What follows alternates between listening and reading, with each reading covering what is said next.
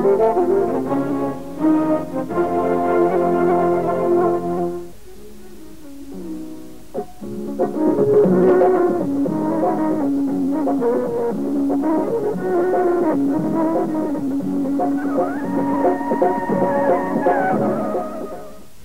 दर्शन के सभी दर्शकों को नमस्कार। आज के अंक में स्वागत है आप सभी का। मैं हूं स्नेहलता और मेरे साथ हैं प्रताप जी, और हम दोनों लेकर आए हैं खेत खलियान से जुड़ी जानकारी। और आज है बुद्ध पूर्णिमा। सबसे पहले बुद्ध पूर्णिमा की सबको बहुत बहुत बधाई। गौतम बुद्ध जी एक महान व्यक्तित्व वाले महात्मा थे। हाँ प्रताप जी, और कहा जाता है कि उनके पिता ने उनको दुखों से दूर रखने के बहुत प्रयास किए, लेकिन एक दिन उनकी दृष्टि 4 दृश्यों पे पड़ी, जिनको देखकर उनके मन में कुछ सवाल उठे। इन सवालों के उत्तर पाने के लिए उन्होंने घर बार छोड़ दिया और घोर तपस्या की, और उन प्रश्नों के उत्तर ढूंढने के साथ साथ उन्हें बहुत सारा ज्ञान प्राप्त हुआ। बाद में उसी ज्ञान को उन्होंने पूरे विश्व में बांटा। महात्मा गौतम बुद्ध का जीवन कैसा था और क्या थी उनकी शिक्षाएं? आइए इस बारे में जानते हैं। जानकारी दे रहे हैं आनंद श्री कृष्णा जी, जो साहित्यकार, लेखक और शिक्षाविद हैं।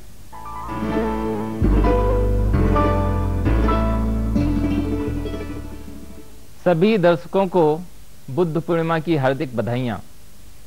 बुद्ध पूर्णिमा को त्रिविध पावन माना जाता है, क्योंकि इसी दिन लुम्बिनी में भगवान बुद्ध का जन्म हुआ था, और इसी दिन उनको बोध गया में बुद्धत्व प्राप्ति हुई, और इसी दिन कुशीनगर में उनका महापरिनिर्वाण हुआ। जन्म और मृत्यु तो हर इंसान के जीवन की प्राकृतिक घटनाएं होती हैं, लेकिन बुद्धत्व प्राप्त एक बहुत ही असाधारण घटना है, जो लाखों सालों में कभी किसी को मिलता है।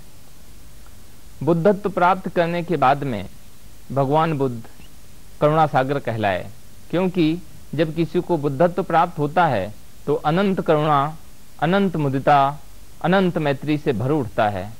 उसके मन में कोई भी विकार नहीं बचता है, और सारे विकार समूल नष्ट हो जाते हैं। बुद्धत्व प्राप्त करने के बाद में भगवान बुद्ध ने अपने पहले ही उपदेश में, जो उन्होंने सारनाथ में दिया, जिसको धर्म चक्र प्रवर्तन सूत्र कहा, उसमें कहते हैं कि जीवन में 2 अतियों से बचना चाहिए। पहली अति है काम विलास वाले जीवन की, जो कमजोर बनाने वाला है, गंवारू है, तुच्छ है, बेकार है, किसी काम का नहीं। दूसरी अति है आत्म पीड़ा प्रधान जीवन की, जो अपने को बहुत कष्ट देते हैं, शरीर को सुखाते हैं, इस चक्कर में कि स्वर्ग मिल जाएगा, वो भी बेकार है। इन दोनों अतियों से बचे रहकर भगवान बुद्ध ने मध्यम मार्ग का आविष्कार किया, जो साधक को अंतर्दृष्टि देने वाला है, संबोधि देने वाला है, ज्ञान देने वाला है, और निर्वाण तक ले जाने वाला है। भगवान बुद्ध ने 4 आर्य सत्यों की खोज की। पहला आर्य सत्य ये है कि जीवन में दुख है। हर बच्चा रोते हुए ही जन्म लेता है। बुढ़ापा आना दुख है, बीमार पड़ना दुख है, मरना दुख है, अप्रिय चीजों से संयोग दुख है, प्रिय चीजों से वियोग दुख है। संक्षेप में कहें तो जो 5 उपादान खंड हैं वही दुख हैं।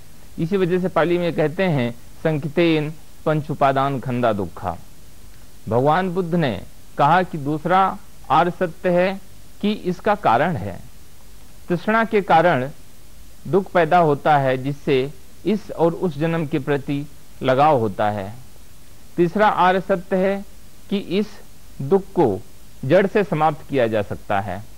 तृष्णा को जड़ से उखाड़ देने से इसका निरोध हो जाता है। चौथा आर्य सत्य है दुख निरोधगामिनी प्रतिपदा, जिसके लिए भगवान बुद्ध ने 8 अंगों वाला आर्य अष्टांगिक मार्ग बताया, जिसमें सम्यक दृष्टि, सम्यक संकल्प, सम्यक व्यायाम, सम्यक आजीविका, सम्यक कर्म, सम्यक समाधि शामिल हैं। भगवान बुद्ध कहते हैं कि मध्यम मार्ग पे चलने से हमें जीवन में काफ़ी चीज़ों से, परेशानियों से बच सकते हैं। 16वीं शताब्दी के जो महान संत हुए हैं, संत कबीर, वो भी अपनी एक साखी में कहते हैं, अति का भला न बोलना, अति की भली न चूप, अति का भला न बरसना, अति की भली न धूप। आज ये जो भूमंडलीकरण का दौर चल रहा है, उसमें लोगों की इनकम तो बढ़ी है, लेकिन जो मन की शांति है वो कम हुई है, और समाज में बिखराव बढ़ा है। ऐसे में भगवान बुद्ध की जो शिक्षाएं हैं वो और भी ज़्यादा प्रासंगिक हैं, क्योंकि भगवान बुद्ध की शिक्षाओं के मूल में मनुष्य है और भगवान बुद्ध की सारी कोशिश ये थी कि इंसान को सुखमय कैसे बनाया जाए। भगवान बुद्ध अपने सिगालावाद सूत्र में कहते हैं कि ब्रह्माति माता पितरो, अर्थात माता पिता ही ब्रह्मा हैं, क्योंकि ब्रह्मा का मतलब होता है अनंत करुणा, अनंत मुदिता, अनंत मैत्री और अनंत उपेक्षा से भरा हुआ व्यक्ति। भगवान बुद्ध कहते हैं कि माँ बाप ही बच्चे को जन्म देते हैं, वही बच्चे का पालन पोषण करने वाले होते हैं। इसलिए हर आदमी की जिम्मेदारी है, हर इंसान का ये फर्ज है कि वो अपने माँ बाप की सेवा करे, उनका आदर सत्कार करे, उनका सम्मान करे और उनके लिए जो कुछ भी बन पाए वो करे। भगवान बुद्ध कहते हैं कि हम जिंदगी भर अपने माँ बाप की सेवा करें तो भी उनके ऋण से, उनके कर्ज से मुक्त नहीं हो सकते। भगवान बुद्ध कहते हैं कि खूब मेहनत से, ईमानदारी से, जायज तरीके से धन कमाना चाहिए और इस कमाए हुए धन को 4 भागों में बांटना चाहिए। एक भाग जो कमाई का है उसको अपने परिवार और रोजमर्रा की जरूरतों के लिए खर्च करना चाहिए।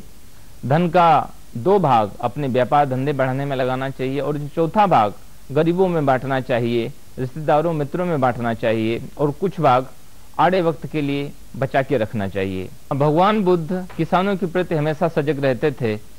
जब वो छोटे थे तो वो खुद जाके वह प्रमंगल उत्सव में अपने हाथों से हल जोता करते थे।